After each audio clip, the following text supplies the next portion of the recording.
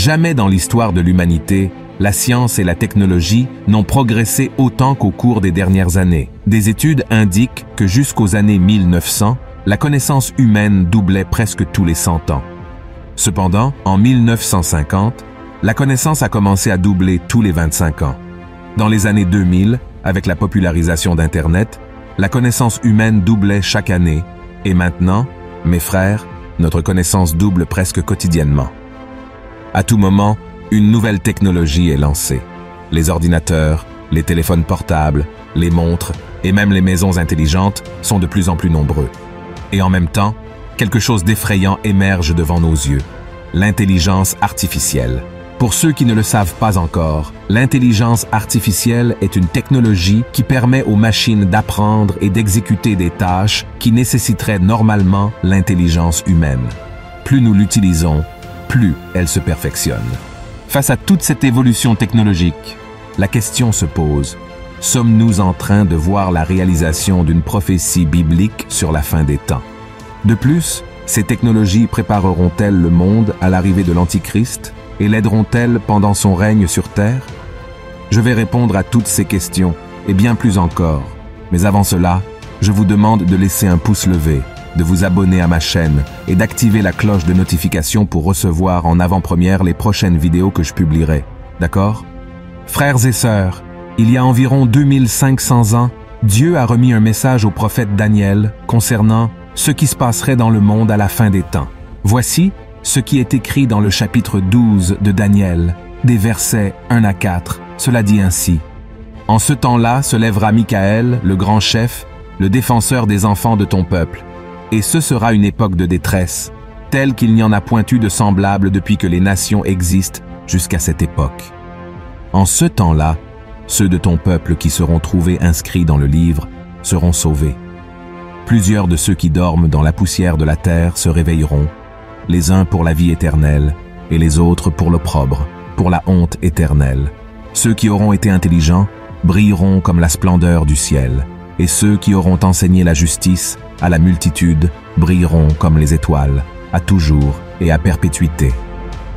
Toi, Daniel, tiens secrètes ces paroles et scelle le livre jusqu'au temps de la fin. Plusieurs alors le liront et la connaissance augmentera. Regardez cela. Le livre de Daniel dans la Bible parle de l'avenir du peuple de Dieu et du monde en général. Certaines versions mentionnent la science à la place de la connaissance, ce qui pourrait signifier qu'à la fin des temps, la connaissance humaine et la connaissance de Dieu se multiplieront. Cela ne signifie cependant pas que ces outils ont été créés par le diable ou qu'ils servent uniquement à faire le mal. S'ils sont utilisés pour le bien, nous verrons d'incroyables progrès dans tous les domaines. Mais nous savons que l'être humain est mauvais par nature et que Satan l'influence beaucoup. C'est pourquoi nous ne pouvons pas être naïfs en pensant que tout sera utilisé pour le bien. La Bible ne parle pas spécifiquement de l'intelligence artificielle, mais elle parle des principes qui devraient gouverner l'être humain, y compris lors de l'utilisation de toute technologie. Par exemple, dans Genèse chapitre 1, verset 28, Dieu a donné à l'homme la domination sur la création et la mission de la prendre en charge. Cela signifie que les ressources naturelles et les capacités intellectuelles doivent être utilisées de manière responsable, en respectant le Créateur et ses créatures. Dans Proverbes chapitre 1, verset 7, le roi Salomon a écrit que la crainte du Seigneur est le commencement de la connaissance, c'est-à-dire que toute connaissance humaine doit être soumise à la connaissance de Dieu et à ses commandements. Et la science et la technologie ne doivent pas être utilisées pour se rebeller contre le Seigneur ou pour s'exalter au-dessus de lui. C'est pourquoi nous devons être attentifs à d'autres signes que la Bible nous donne sur la fin des temps. Dans Matthieu 24, Jésus a dit qu'il surgirait de faux Christ et de faux prophètes, opérant de grands signes et prodiges pour tromper, si possible, même les élus. Et est-ce que certains de ces signes et prodiges pourraient impliquer l'intelligence artificielle? Est-ce que certains de ces faux Christ et faux prophètes pourraient utiliser l'intelligence artificielle pour tromper les gens? Bien sûr, cela pourrait arriver, car nous savons que Satan est le père du mensonge et qu'il peut se transformer en ange de lumière. Nous savons aussi qu'il a accès à la technologie humaine et qu'il peut influencer l'esprit des gens. Par conséquent, nous devons être vigilants. La Bible dit qu'à terme, l'Antichrist surgira et gagnera la confiance des dirigeants politiques et religieux de ce monde. Il montrera aux gens que seule une religion unique, dirigée par lui-même, pourra rendre la terre exempte de guerre, d'injustice et d'inégalité. Ce traité de paix marquera le début de la fin des temps et le compte à rebours pour le retour de Jésus.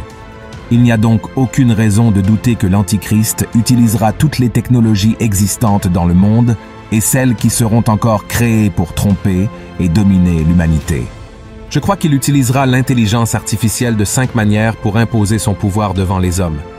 La première d'entre elles est le contrôle et la surveillance.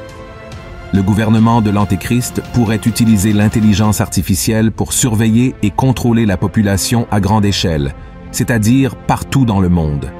Il pourrait utiliser des systèmes avancés de reconnaissance faciale et d'analyse de données qui permettraient l'identification et le suivi des personnes, lui permettant de savoir chaque pas qu'un individu fait. Deuxièmement, manipulation de l'information.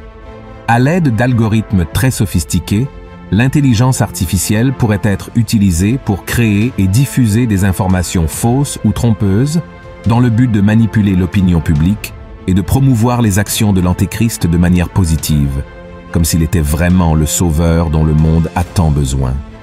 Troisièmement, domination économique et politique. Dans le chapitre 13 du livre de l'Apocalypse, l'apôtre Jean a écrit que pendant le règne de l'Antéchrist sur terre, tous ceux qui voudront effectuer des transactions financières devront avoir une marque spécifique, la marque de la bête. Il est très probable que cette marque soit créée grâce à une forme d'intelligence artificielle. Ainsi, l'Antéchrist pourrait contrôler l'économie et la politique du monde entier. Quatrièmement, guerre et armes cybernétiques. L'Antéchrist sera l'homme le plus puissant de toute la Terre et aura entre ses mains toute la technologie disponible. Il pourrait donc utiliser l'intelligence artificielle pour développer des armes technologiques telles que des drones et des robots surpuissants, afin d'imposer son ordre et d'éliminer les peuples qui s'opposeraient à son gouvernement. Et cinquièmement, le contrôle de la communication et la censure.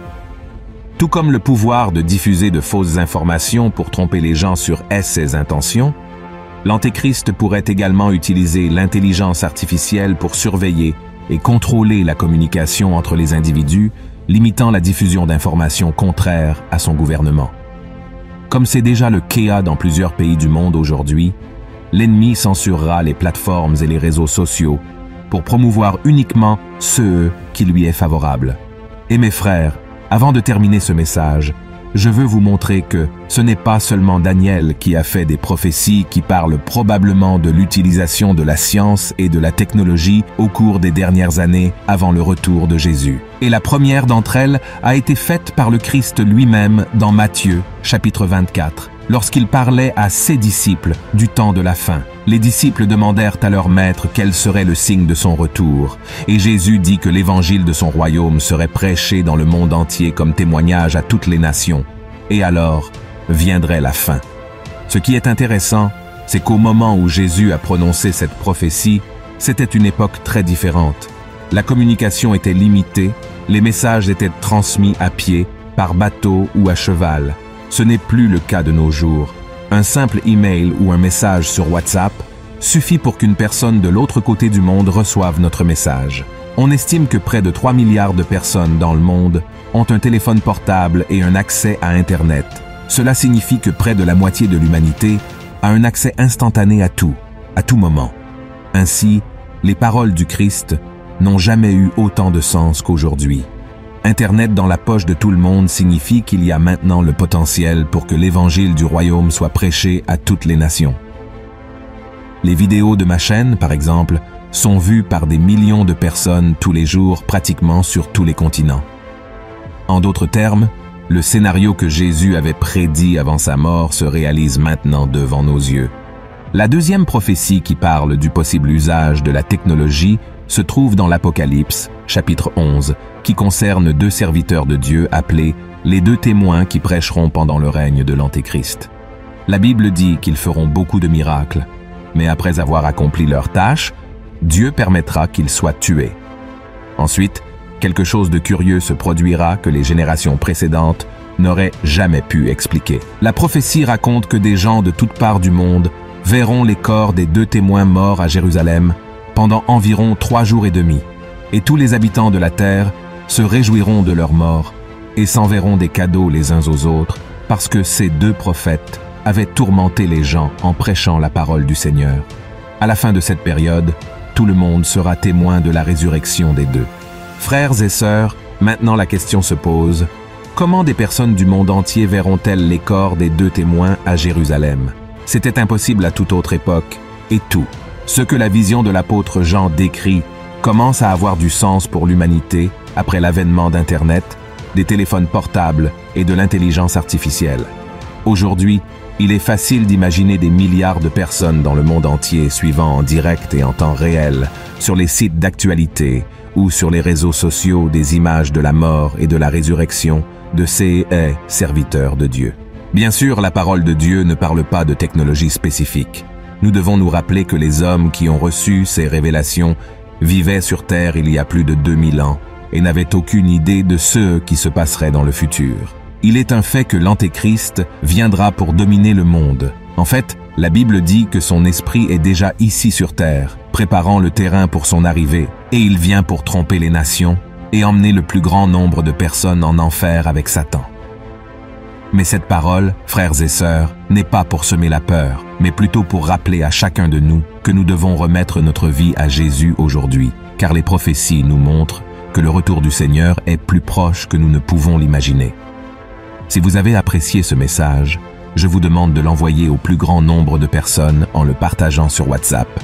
Et je vous attends dans la prochaine vidéo. Que Dieu vous bénisse. Une grande étreinte.